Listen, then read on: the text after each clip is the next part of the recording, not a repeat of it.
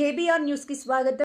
ఒక cold blooded attempt murder జరిగిన తర్వాత కూడా ఇంత క్రూరమైన కార్యక్రమం కాంగ్రెస్ పార్టీ నాయకులు చేసిన తర్వాత కూడా ఇవాళ ఇక్కడున్న ప్రభుత్వము ఇక్కడున్న పోలీసులు నిజంగా కూడా వారు వ్యవహరిస్తున్న తీరు అత్యంత దారుణం, అత్యంత అమానవీయం. నేను పోలీసు వాళ్ళకు గుర్తు చేస్తా ఉన్నా, ముఖ్యంగా డీజీపీ గారికి అదేవిధంగా సీనియర్ అధికారులుగా ఉండే ఐపీఎస్ అధికారులకు నేను గుర్తు చేస్తా ఉన్నా. అట్లాగే పోలీసు అధికారులు కింది స్థాయిలో ఉండేవాళ్ళు వాళ్ళకు కూడా నేను గుర్తు చేస్తా ఉన్నా. మీకు జీతం ఇస్తున్నది, మీకు జీతాలు ఇస్తున్నది ప్రజల సొమ్ముతో తప్ప కాంగ్రెస్ పార్టీ సొమ్మో రేవంత్ రెడ్డి ఇంట్లో సొత్తో మీకు జీతం ఇవ్వట్లేదు. ప్రజలు ఇచ్చే పైసలతోనే మీకు జీతాలు ఇస్తున్నది ప్రభుత్వం. కానీ ఈరోజు అదే ప్రజల ప్రాణాలు పోతుంటే, అదే ప్రజల ప్రాణాలు తీసే ప్రయత్నం కొంతమంది గూండాలు రౌడీలు చేస్తుంటే మీరు ఈ రకంగా చేష్టలుడిగి చేతగాని వాళ్ళలాగా చూస్తూ ఉంటే ఇది పద్ధతి కాదు. ఇక మేము కూడా మీరు ఈ రకంగానే నిశ్చేష్టులుగా చూస్తుంటే, ఏ యాక్షన్ కూడా తీసుకోకుండా ఇట్లనే గమ్మున ఉంటే మరి మేము కూడా తిరగబడే రోజు వస్తుంది. రాష్ట్రం మొత్తంలో కూడా శాంతి భద్రతల సమస్య వస్తుంది. గుర్తుపెట్టుకోండి. ఇప్పుడు భారతి గారు ఇప్పుడు నిజంగా కూడా చాలా సీరియస్ కండిషన్ లో ఉన్నారు. దాదాపుగా మొత్తం ఆమె పెల్విస్ బోన్స్ గానీ మొత్తంగా యూరినరీ బ్లాడర్ గానీ మొత్తం పంక్చర్ అయిపోయిన పరిస్థితి, చాలా క్రిటికల్ గా ఉన్నారని చెప్పి డాక్టర్లు కూడా చెప్తా ఉన్నారు. సర్జరీలు ఒకటి కాదు 3 సర్జరీలు చేయాల్సి ఉంది. దాదాపు 3 వారాలు ఇక్కడే ఉండాల్సిన పరిస్థితి ఉన్నది.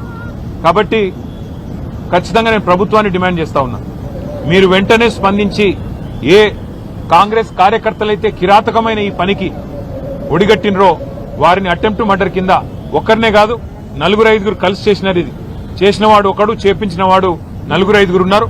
అందరినీ అటెంప్ట్ మర్డర్ కింద బుక్ చేయాలి, ఖచ్చితంగా కఠినంగా శిక్షించాలని డిమాండ్ చేస్తా ఉన్నాం. రెండవది, ఆ కుటుంబం ఇవాళ నష్టపోయి మొత్తం పిల్లా పాపతో సహా ఇవాళ హాస్పిటల్ ముందు దాదాపు 4 రోజులు ఇక్కడ ఉండే పరిస్థితున్నది.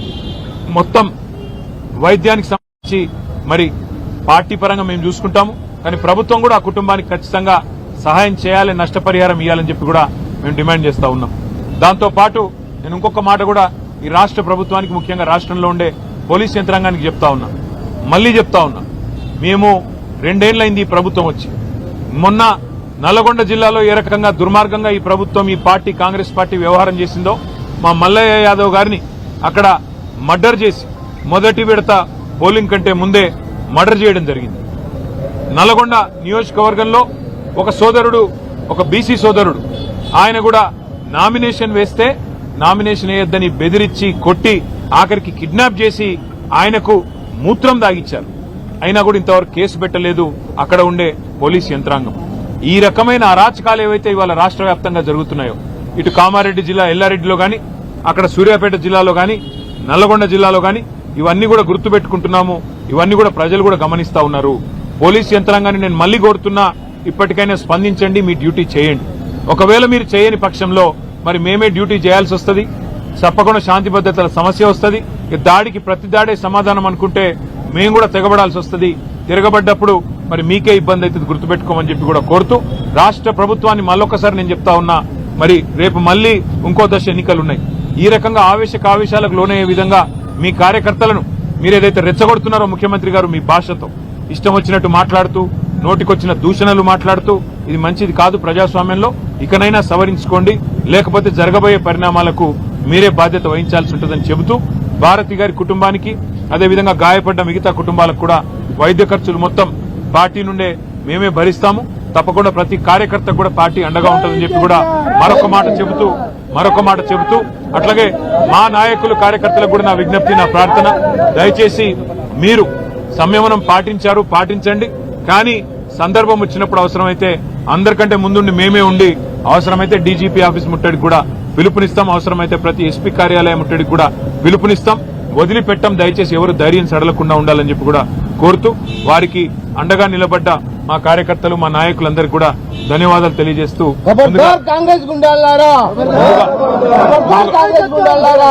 ముందుగా వారి ప్రాణాలు కాపాడుకోవడం మీద దృష్టి పెట్టుకుందాం. ఆ తర్వాత మిగతా కార్యక్రమాలు చేద్దాం. తప్పకుండా ఎస్పీ గారితో, డీజీపీ గారితో అందరితో కూడా పార్టీ డెలిగేషన్ పోయి మాట్లాడుతుంది.